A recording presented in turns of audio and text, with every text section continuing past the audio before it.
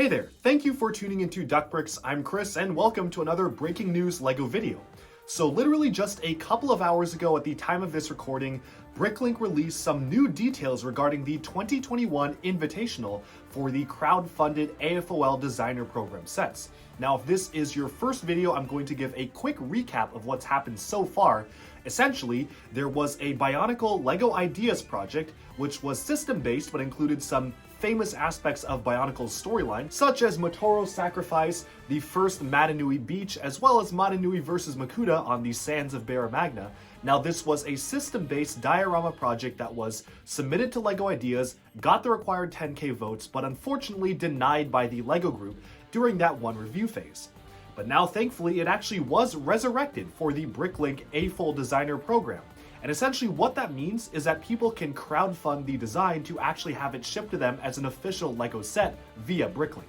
Now, the main point that has been updated here is that Bricklink essentially selected the first 8 projects. They picked 8 projects out of the many projects that were accepted for this phase for initial crowdfunding starting on July 1st. Now, previously the date was June 1st. They mentioned that due to COVID, they have not only delayed this date by a month, but they've also split it up into 3 major cycles. For this first cycle, there are only 8 projects going to be crowdfunded and pre-ordered so far, and one of those projects is Sakota's Legend of the Bionicle, which means that you can actually order a Bionicle set direct from LEGO in 2021 starting on July 1st. Now, if you order it on July 1st, it will ship sometime late this year. I'm sure it probably won't even get here until maybe even December or heck even next year. But the biggest news here is that it is 100% confirmed that you will be able to order this set on July 1st, so definitely mark that date in your calendar. I will definitely be putting out an update video and a reminder video on the day before and probably a few days before as well, just to let people know to buy this set because it is sure to sell out really fast, and if you don't pre-order it quickly, then it's probably going to disappear really soon. But with that quick breaking news out of the way, let's just look at the 8 sets that have been selected for this crowdfunding phase, because there's actually quite a few more interesting stuff here, and a lot of these I'm definitely going to be pre-ordering on top of the Bionicle set as well. Let's go take a look right now. Alright, let's dive into the 8 approved projects available for pre-order starting on July 1st. Of course, the first one, and the one that many of you have clicked on this video for, I'm sure, is the Legend of the Bionicle by Sakota. Taking a closer look at this, the one thing I really love about this set is that it really does capture some of the most important moments of Bionicle history while still functioning as an excellent display piece. Now, personally, I'm not sure if this has been confirmed, and maybe Sakota himself can actually confirm this, but there are what appears to be stickers or prints alongside the sides of the model. I would be personally shocked if they actually made these into prints, because as with the previous Bricklink AFOL Designer Program sets, they've really only just used available parts that are currently made in LEGO's inventory, so if anything, I'd even be surprised if we got a sticker sheet for it. But I guess we'll find out exactly when it comes available for pre-order on July 1st, but as of right now, this is basically what you're going to get when you order this set. One thing I really love is how well Sakota's translated this digital model into both a physical build, but also taking the minifigure designs and creating characters that are brick built instead, especially because no new minifigures can be created for these projects. The Motoro figure here, for example, is a really well done way of constructing a buildable character that's both a solid toy, but also one that functions as a posable miniature action figure. And the same can be said for the Madanui and Makuta robots. This also has some pretty unique geometry compared to other standard LEGO sets, featuring a triple display here with multiple different angles and all sorts of special techniques going on to really flesh out the scenery while still keeping everything extremely recognizable, such as the large Borok nest portal on the waves of Madanui, the many masks that Motoro wore in his past on the sides of the diorama for his display, and especially the large Barra Magna location for the main robot battle. Everything here looks quite good and exactly how they appeared in the story, so I'm quite excited to get this in my hands. The next set coming up is the Castle in the Forest. Now, personally, I am a huge fan of classic LEGO Castle, and especially Forest Men, so this is a really awesome update to the Forest Men's Dark Forest Fortress, which was an older set from the vintage era of LEGO Castle. Now, of course, the minifigures are not finalized, and I'm personally kind of curious as to which ones exactly they're going to be able to include.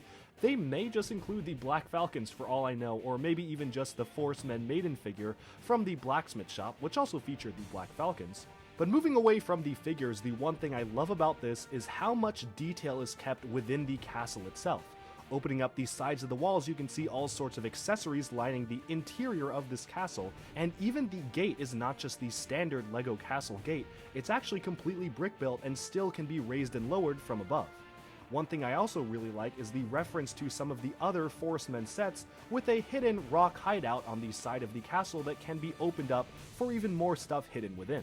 This is also for me a day one purchase because it's been a while since we got a large, decent scale LEGO castle, and sure, we're getting one for Creator this summer as well, but it is pretty juniorized, and I'm very excited to add this to my collection to complement both that and the current Forcemen sets that I already own.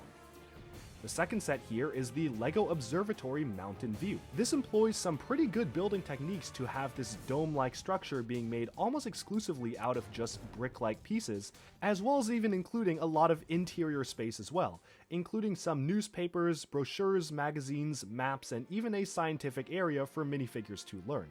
Now again, it does not appear that this has been fully updated based on exactly what you're going to get in the final set. What I also do like about this is how well the sculpting of the base looks. It does actually look quite good for a build like this, so I'm definitely going to be getting this one as well. Honestly, I'm probably going to be getting all of the sets. The next setup here is the Particle Accelerator. Now this one was a little bit of a surprise to me because it did seem like a pretty niche build, but it does actually look that this has a full function. You can actually accelerate the balls around the loop here, which I can imagine being a very satisfying play feature. You can even see a video on the set's page of it in action, which looks really cool. It's certainly a very interesting, innovative, and unique idea for a set like this, and I'm definitely interested to get my hands on it to see just how unique of a build it is. The next thing here is by the same exact builder, JK Brickworks, who's pretty famous in the LEGO community for making kinetic sculptures like this. This is the Pursuit of Flight. The one thing I really love about this is that all of the planes featured are direct references to older LEGO plane sets. We've got the biplane Sopwith Camel from 2012, and even some of the older planes with the Wright Flyer from the 2003 era, and one of the other triple-winged planes from that era as well. We even get a miniature version of the Amelia Earhart plane, GWP, which was just released earlier this year, and the function itself looks really satisfying to make. Moving on to another one I'm quite excited for, we have the Great Fishing Boat. Now, LEGO doesn't actually often do large-scale, expert-style LEGO boats, and it's definitely really nice to get this because it certainly deviates from the norm. The last boat in this style that we got was for Hidden Side, and while that was good, it was pretty simplified. So it's really nice to actually get a full brick-built boat with a fully brick-built hull that I'm honestly impressed that they were able to pull off and make it stable enough for an actual set, which obviously you can see in these actual pictures they managed to do.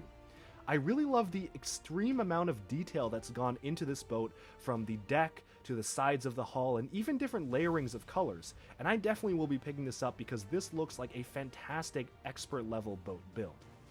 The next set coming up is the Cockapoo. This is probably one of the smaller offerings from the Bricklink AFOL designer program featuring a very cute endangered bird. Now, LEGO has done a Birds Ideas set before, but in the past those were pretty small and simple builds, whereas this one looks like it has a lot more structure dedicated to it and have a lot more unique color as well. It's a pretty refined and fantastic build for a bird itself, and I certainly hope it includes the cute party hat and the baby bird as well. But then the final set here, which was one I was a little bit surprised to see included, was the Sheriff's Safe with Combination Lock, featuring a brick-built bottle of alcohol as well as a brick-built revolver. Again, pretty shocked that they were able to do this, but I guess that since it is the AFOL designer program, they were able to push the boundary just a little bit. The coolest thing about the set is that the safe actually works. It's a fully functioning combination lock, which I think is really impressive that they were able to pull it off at this scale. It even comes with the necessary parts to build a secret code in the book, which is really cool in my opinion, although again, these are probably going to be stickers if we even get stickers for these sets. But with that, we've taken a look at all 8 of the first initial round of crowdfunding designs. Pre-order starts on July 1st. Just a quick summary for the rest of the crowdfunding stages, because do not worry, this is not all of the sets. You see, they've actually broken up the sets into round 2 and round 3, where there will be 8 to 10 projects each up for crowdfunding on September 2021, as well as November 2021 for round 3. It does appear that these are taking a little bit more time just to make sure that they will function as actual sets and be test built by designers to ensure that they are good and decent LEGO sets that people can just order for themselves, so I can understand why they push these ones off for later. Unfortunately, there have been a few projects that have been archived from the beginning, some of which I was really excited about. For instance, the designs by the designer Robin Ann, which are the Boathouse Diner, Boat Repair Shop, and the Dive Shop, have all been archived, unfortunately, because it does appear that he has sold his instructions to third-party companies like Lepin, and LEGO doesn't really like that, so they probably figured they'd take it off market just to not have any confusion between a LEGO product and something that Lepin manufacturers make. As well as, unfortunately, the Temple of Hermit was too complex to revise for the program, and the designer decided to withdraw the project because of that reason, which is especially disappointing to me because I was really looking forward to this, but I can understand how hard it would have been to transform that into, 1, a set that actually is feasible for anyone to build, and 2, a set that only uses a very set amount of pieces that are available for people to buy for this program.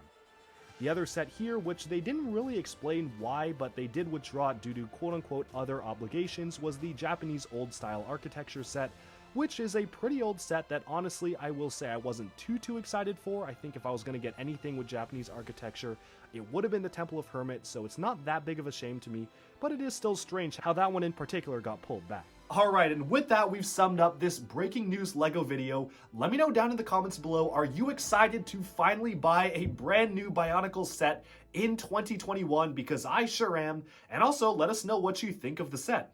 Now, personally, I've seen a lot of people complaining that it's not really Bionicle if it's not, well, construction. And honestly, I think that this is really the only way that Bionicle is feasible to do in the modern era without inventing a completely new system, or bringing back CCBS, which the molds for have long been destroyed. I've actually addressed this topic in a ton of other videos, so I won't go over it too much now. Check the description below if you actually want to hear my in-depth thoughts on what is most feasible for Bionicle in the modern era.